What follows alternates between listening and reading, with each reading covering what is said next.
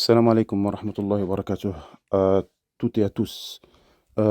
J'ai décidé de faire cet audio parce que il y a des frères qui viennent se plaindre du comportement de leurs parents, de leur mère, de leur père ou des deux, juste parce qu'en fait, ils se sont mis dans la religion. Alors, il y a un frère, il est venu me voir pendant le mois du Ramadan, il m'a dit, Akhi, j'aimerais bien te poser une question. Je fais, Tfaddal, si j'ai la réponse, Inch'Allah, je te la donne.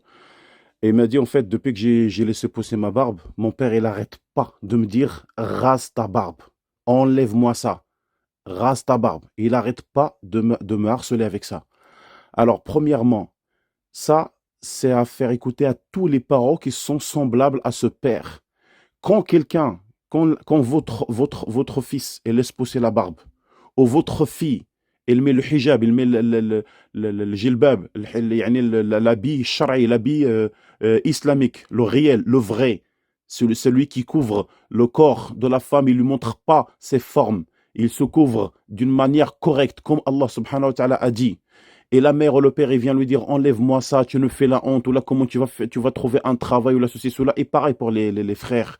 Quand le frère, il laisse pousser sa barbe, tu as le père, tu as la mère, ou tu as les deux, ou tu as quelqu'un de la famille, un frère et sœur, et ben, surtout les parents. Enlève-moi cette barbe. Il y en a même qui traitent la barbe de la saleté. Il dit, enlève-moi, t'es sale comme ça, t'as l'air sale comme ça, ceci, cela.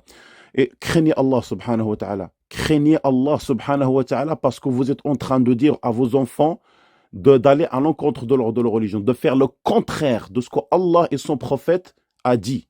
Parce que figurez-vous que vous allez mourir. On va tous mourir. Et on va tous être devant Allah yawm al-qiyamah, individuellement, à être jugés. Et qu'est-ce que tu vas dire à Allah yawm al-qiyamah quand Allah il va dire Ya abdi, oh mon serviteur, moi j'ai ordonné à mes serviteurs de faire ça, et toi tu as ordonné le contraire. Ça veut dire Allah il dit fais ceci, et toi tu dis non, fais cela. A'oudhu billah, qu'Allah nous préserve d'être comme ça. On va parler de la barbe, brièvement. Quand tu dis à ton fils, enlève la barbe, sache que le prophète, sallallahu alayhi wa sallam, il a dit, laissez pousser vos barbes et taillez-vous la moustache. Le hadith, il y a 3 versions ou 4 versions du hadith. En arabe, il a dit, urkhul liha, waffirul liha, u'ful liha. وفي الشوارب قال قصوا الشوارب حفوا الشوارب جزوا الشوارب خالفوا المجوس وفي رواية خالفوا اليهود. Donc, là, le prophète sallallahu alayhi wa sallam, il a donné un ordre, parce que le hadith, il est à l'impératif. C'est un ordre du prophète sallallahu alayhi wa sallam. Il y a un ordre quand le hadith, et il est à l'impératif, quand le hadith il est à l'impératif, ça veut dire que ce qui a été ordonné dans le hadith est obligatoire. Sauf s'il y a autre chose, autre hadith, autre parole du prophète alayhi salam qui montre le contraire. Mais tant qu'il n'y a rien, ça veut dire qu'il est obligatoire de laisser pousser la barbe. Et les ulama, tous les ulama de la sunna, ils ont dit que c'est haram, c'est interdit, c'est haram, la yajouz, que l'homme, il rase sa barbe.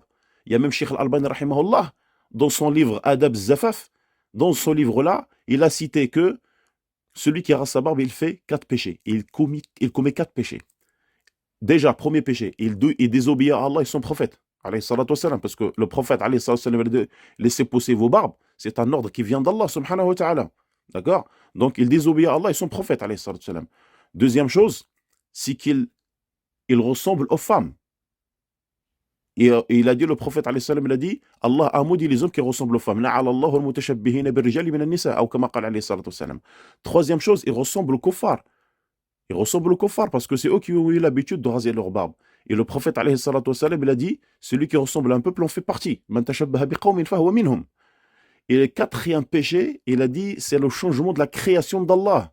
Celui qui rase la barbe, il change la création d'Allah, car Allah, il l'a créé avec une barbe, et lui, il la rase. Les ulama, il y a un cheikh, il a dit, subhanallah, il a fait une vidéo à un da'iya, il a dit, la barbe, et on est autorisé de la raser dans un seul cas. Et les gens, ils attendent. C'est quel cas? Parce qu'on n'a jamais entendu un alim de la sunna dire ça. Il a dit, il y a un seul cas où on est autorisé de raser la barbe. Il a dit qu'on s'appose sur le visage d'une femme. Et voilà. Mais un homme, c'est qu'on est avec la barbe. Jamais le prophète, alayhi salatu wassalam, à l'époque du prophète, alayhi salam, quelqu'un a rasé sa barbe comment ça s'appelle, des compagnons, là, des tabi'in qui sont venus après. C'est jusqu'à ce que on a été envoyé par les Européens, c'est là où ils ont commencé les musulmans à raser leur barbe. Donc, un conseil à tous les parents, Allah yajazakum bi khair, craignez Allah subhanahu wa ta'ala. Vous dites des paroles très très graves qui peuvent vous coûter très très très cher devant Allah yawm al-qiyamah. Donc arrêtez de vous dire, et ne dites pas à vos enfants, pareil pour la femme, Allah subhanahu wa ta'ala, il lui a ordonné de se couvrir le corps. Machi, c'est pas mettre un foulard sur la tête et puis s'habiller en jean serré ou en robe serrée ou je sais pas quoi. Ça, c'est une compréhension vraiment très fausse de l'habit de la femme en islam. L'habit de la femme en islam, c'est de s'habiller d'une manière qu'on ne voit pas la forme de son corps. Les formes de son corps, on ne doit pas les voir. Il doit s'habiller en large. D'accord? Non seulement ça m'a juste un petit foulard à mettre sur la tête et puis des fois on voit des sœurs qui mettent juste le foulard sur le, ils cachent juste leurs cheveux en fait et on voit le cou et on voit tout. Ça c'est pas un hijab ça. Ça c'est pas un hijab. C'est juste un foulard que la personne la met sur sa tête. Al hijab al shari ou le jilbab al shari, c'est de couvrir le corps en entier d'une manière qu'on ne voit pas les formes. Donc quand vous dites à vos enfants comment tu vas faire pour trouver un travail, le travail est entre les mains d'Allah subhanahu wa ta'ala. Le travail, la subsistance, il est entre les mains d'Allah subhanahu wa ta'ala. Donc, arrêtez de dire, barakallahu fikum, oui, c'est qui va, comment tu vas trouver un travail. C'est Allah qui va donner du travail. Et alhamdulillah, il y a les frères qu'on connaît, alhamdulillah, qui sont barbus, tout ça, ils travaillent, alhamdulillah, et ceux qui ne travaillent pas, Allah, il va leur donner un travail, c'est sûr et certain. Jamais quelqu'un a oublié Allah subhanahu wa ta'ala, Allah, il lui a pas donné de travail. Après, la personne, il peut passer par des épreuves. Parce que quand on se met dans le din, Allah subhanahu wa ta'ala, il va tester ta foi. Tu vas passer par une période où tu vas avoir du mal à trouver un travail. Allah subhanahu wa ta'ala veut te tester pour voir est-ce que tu vas dire ah ouais mais non c'est vrai j'arrive pas à trouver un travail c'est à cause du hijab ou là c'est à cause de la barbe, allez je vais raser ou là je vais enlever le hijab. Donc tu as échoué l'examen, c'est clair et net. Mais les gens qui ont confiance en Allah subhanahu wa ta'ala, qui ont la certitude en Allah subhanahu wa ta'ala, qui ont confiance en Allah subhanahu wa ta'ala, ils savent sans aucun doute qu'Allah, il les teste. Il va jamais les délaisser. Jamais. Regardez ce qui s'est passé à l'époque du prophète, comment il a été éprouvé, comment les sahaba ils ont été éprouvés par la famine pendant une longue période. Ils ne trouvaient même pas de quoi manger et tout ça. Jusqu'à ce que les sahaba, les compagnons, ils attachaient des cailloux sur leur ventre pour qu'ils ne gonflent pas à cause de la faim et tellement ils ne trouvaient rien à manger. Et pourtant, c'était la génération la meilleure de l'islam. C'était les meilleurs hommes après le prophète alayhi salatu wassalam. Et ils ont passé par des épreuves graves que nous, on n'imagine même pas. Nous, alhamdulillah, on trouve à manger à notre faim et on trouve un endroit pour dormir et tout ça, mais c'est juste un manque d'argent. Mais eux, ils ne trouvaient pas de quoi manger.